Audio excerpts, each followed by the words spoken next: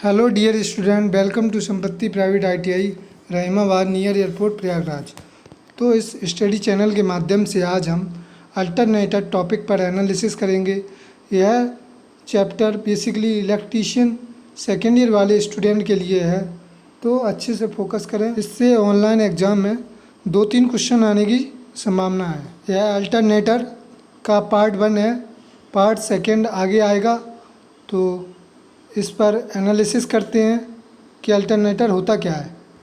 सबसे पहले हम समझते हैं कि अल्टरनेटर होता क्या है बेसिकली।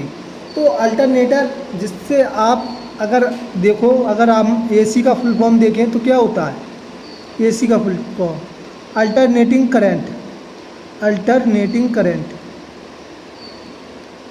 करंट ये होता है AC का फुल फॉर्म।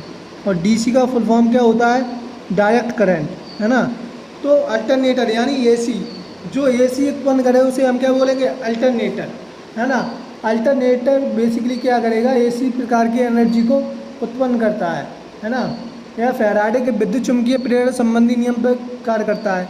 किस पे करता है, फैराडे के विद्युत चुम्बकीय नियम यानी फैराडे के इलेक्ट्रोमैग्नेटिक प्रेरण नियम पर यह वर्क करता है। और इसमें क्या होता है बेसिकली कि इसके अगर सप्लाई दी जाती है इसमें, तो ये AC सप्लाई जनरेट करेगा, ठीक है। अब हम बात करते हैं जैसे इसके पार्ट की। तो ये आपको क्या दिखाई दे रहा है, रोटर, जो मूव करने वाला पार्ट होता है ये रोटर। अब इसके जो पार्ट ये दिखाई दे रहा है स्टेटर, जो ये स्थिर रहता है। स्टेटर मतलब स्थिर पार्ट, ये मूव नहीं करेगा। केवल रोटर होगा जो ये दिखाई दे रहा है आपको, ये मूव करेगा, जिसे हम बोलते हैं रोटर। मूव करने वाले पार्ट को हम बोलते हैं रोटर, और जो स्थिर रहता है उसे हम बोलते हैं स्टेटर। ये क्या है, बीरिंग। जो बीरिंग क्या है, जिससे हम लोग बचपन में देखते थे, उसकी टाइप की बीरिंग होती है, ठीक है। तो ये बीरिंग है, ये हाउसिंग है, और ये वोल्टेज रेगुलेटर है। इसके द्वारा वोल्टेज को रेगुलेट किया जाएगा।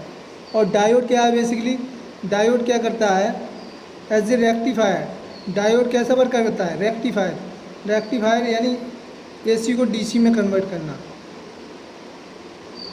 ये डायोड का काम होता है।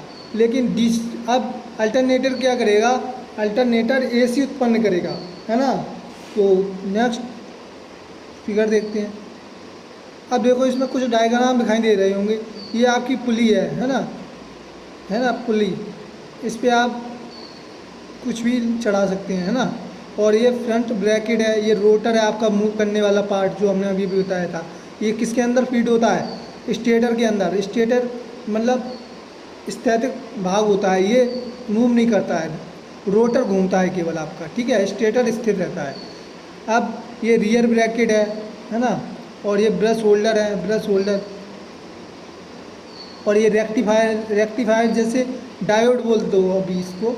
तो रेक्टिफायर बेसिकली क्या करेगा, AC to DC as a diode work करता है ना। और बट अल्टरनेटर हमें क्या देगा, AC देगा। तो चलते हैं क्वेश्चन नंबर 1 पे। कह रहा है किस प्रकार की धारा अल्टरनेटर जिन्हें व्यक्त करता है। तो हमने बताया अल्टरनेटर किस तरह की हमें एनर्जी देगा, AC प्रकार की देता है, ठीक है। करंट कैसी होती है इसकी, AC प्रकार की होती है।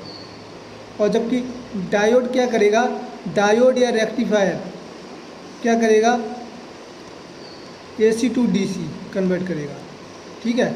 और हमारा इन्वर्टर क्या करता है, इन्वर्टर DC to AC देता है ना, AC मिलती है। इसी प्रकार हमारे अल्टरनेटर से भी क्या प्राप्त होती है, AC। नेक्स्ट, किस सिद्धांत पर अल्टरनेटर कार्य करता है।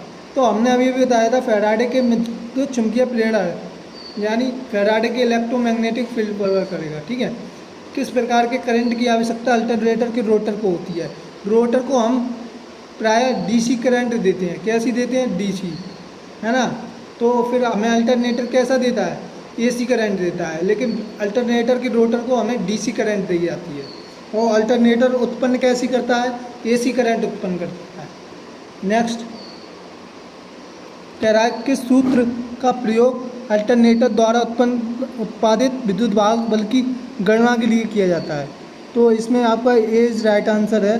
अल्टरनेटर का विद्युत भाग बल होता है E बराबर 4.4 फाई एफ टी और के पी के डी ये होता है, ठीक है। फाई क्या है आपका, फ्लक्स क्या है, फाई क्या है फ्लक्स, फ्लक्स को किस में मेजर करेंगे, वेबर में, ठीक है। एफ क्या है आपकी फ्रिक्वेंसी, है ना, एफ क्या है फ्रिक्वेंसी, फ्रिक्वेंसी को किस में मेजर करेंगे, हर्ट्ज में। और टी क्या है आपका टॉर्क, ठीक है। और के क्या है आपका परिणमन अनुपात, यानी ट्रांसफार्मर रेशियो बोल सकते हैं, परिणमन अनुपात बोलते हैं हिंदी में, और इंग्लिश में क्या बोलेंगे, के पी के डी को ट्रांसफार्मर रेशियो, ठीक है। और ई क्या है आपका ट्रांसफार्मर का विद्युत वाहक बल।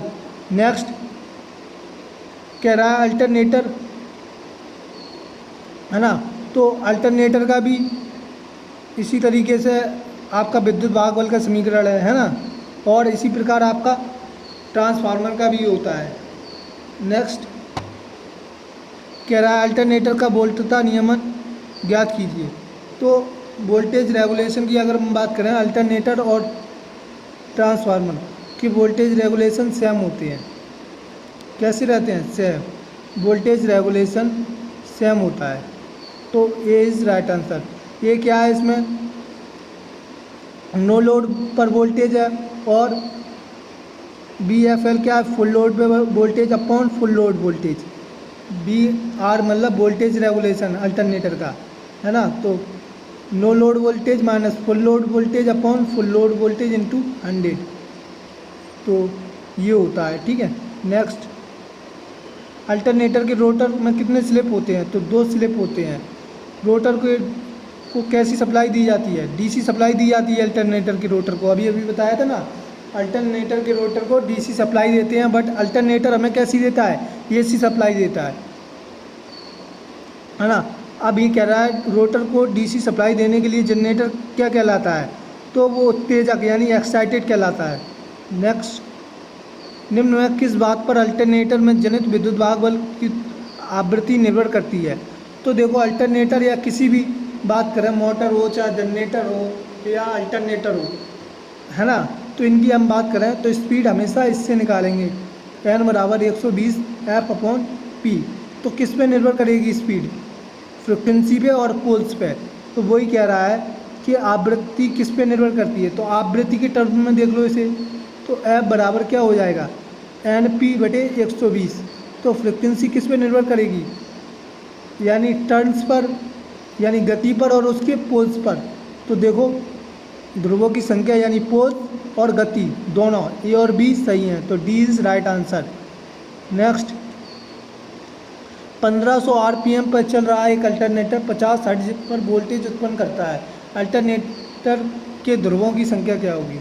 तो देखो अगर हम बात करें अल्टरनेटर के स्पीड कितनी दे रहा है, 1500 आरपीएम, यानी 1 मिनट में 1500 चक्कर लगाता है ट्रांसफार्मर, या वो सॉरी अल्टरनेटर का जो रोटर है वो क्या करेगा,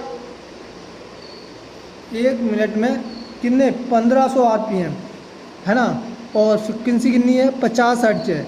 तो कह रहा है ध्रुवों की संख्या पी पूछ रहा है, तो फॉर्मूला क्या होता है, एन बराबर 120 एफ अपॉन पी। तो 120 इधर मान रख दो, इधर 1500 बराबर 120, एफ का मान कितना है 50 बटे पी पूछ रहा है। तो देखो 50 से काटोगे कितने बार, 30 बार, 30 चौको 120, तो पी बराबर कितना आ गया, 4 पोल्स आ गए। तो पोल्स यानी 4 ध्रुव होंगे। नेक्स्ट क्वेश्चन कह रहा है 300 आरपीएम पर चल रहे 2 पोल अल्टरनेटर की आवृत्ति क्या होगी। तो साफ स्पीड कितनी दे रहा है 300 आरपीएम, वो 3000 आरपीएम सॉरी, 1 मिनट में कितना 3000 राउंड मूव कर रहा है। तो कह रहा है 2 पोल्स वाला है, पी का मान कितना दिया है 2 पोल्स दिए हैं, ठीक है पोल्स। तो आवृत्ति पूछ रहा है एफ, तो हमारा फॉर्मूला क्या है, एन बराबर 120 एफ अपॉन पी।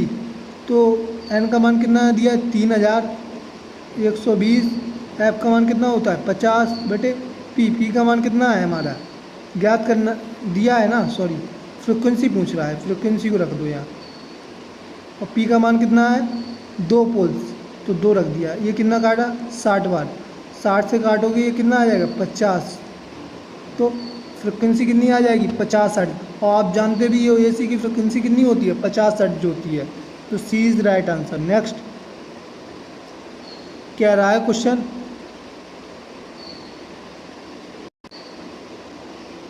निम्न में कौन अल्टरनेटर की रेटिंग दर्शाता है।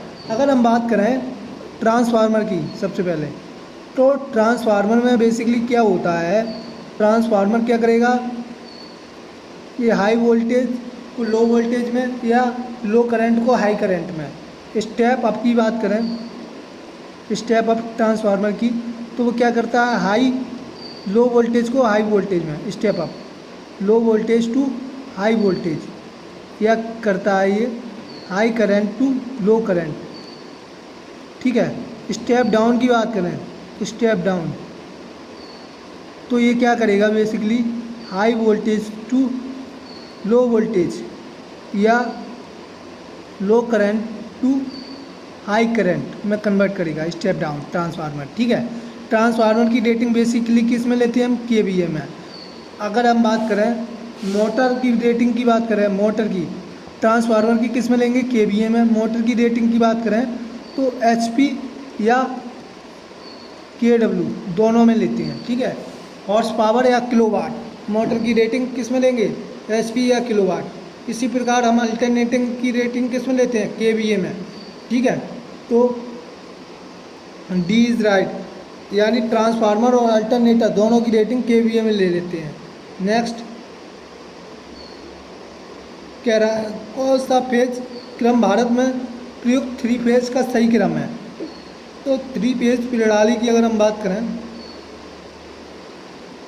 3 फेज प्रणाली की, ये मान लो, ठीक है, ये 3 फेज है, तो ये आपका R/B ब्लू। ठीक है। तो ये प्रणाली आपके भारत में यूज होती है R/B, तो A is right answer. Next